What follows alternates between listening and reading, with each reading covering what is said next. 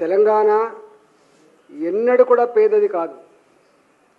తెలంగాణ పేదరికంలో ముంచబడ్డదని చెప్పి వందల సార్లు మేము మాట్లాడినాం. నిజాం కాలం నాడే తెలంగాణలో రైల్వేల వ్యవస్థ కానీ, తెలంగాణలో ట్రాన్స్పోర్ట్ వ్యవస్థ కానీ, తెలంగాణలో గొప్ప చెరువులతో రామప్ప, లక్నవరం లాంటి కాకతీయులు కట్టినటువంటి చెరువులు కావచ్చు. ఇవాళ ఒక్క మాటలో చెప్పాలంటే దేశంలోనే అత్యధిక చెరువులు కలిగి వరి పండించే ప్రాంతంగా, సన్నన్నం తినే ప్రాంతంగా వెలుగొందిన రాష్ట్రం ఇది. ఆనాడు పక్క రాష్ట్రం ఆంధ్రప్రదేశ్ రాష్ట్రం తమిళనాడు ప్రాంతంలో ఉంటే అక్కడ జొన్నన్నం తినేటువంటి సందర్భంలో మన రామప్ప కింద, మన లక్నవరం కింద వాళ్ళు వచ్చి ఇవాళ బియ్యం కోసం, సన్నన్నం కోసం ఎగబడ్డ చరిత్ర తెలంగాణది. ఉమ్మడి ఆంధ్రప్రదేశ్ రాష్ట్రంలో 69 ఉద్యమం వచ్చింది.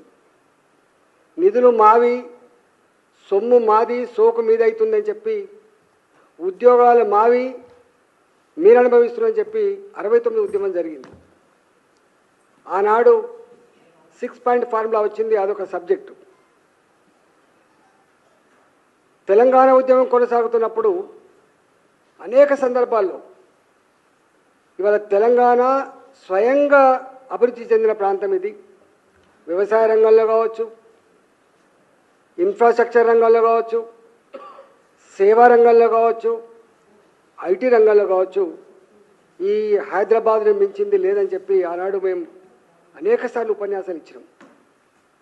మొత్తం ఆనాటి సమైక్య రాష్ట్రానికి 50% పైబడి ఆదాయం ఒక హైదరాబాద్ నుంచే వస్తుంది.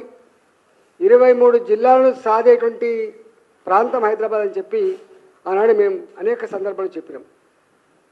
కానీ అలాంటి రాష్ట్రాన్ని ఒక వ్యక్తిని దృష్టిలో పెట్టుకొని, ఒక పార్టీని దృష్టిలో పెట్టుకొని ఇవాళ ఇది దివాళా తీసిందని చెప్పి పదే చెప్పడం ద్వారా ఆయన దివాలా కోరుతనమేందో అర్థమైపోయింది. పరిపాలించే చేతగాక, చేవలేక, అనుభవం లేక, ఏది మాట్లాడనో, ఏది మాట్లాడకూడదో, ఏది చేయాలనో, ఏది చేయకూడదో ఆ గంభీరత లేనటువంటి రేవంత్ రెడ్డి ఇవాళ చివరికి తెలంగాణ రాష్ట్రాన్నే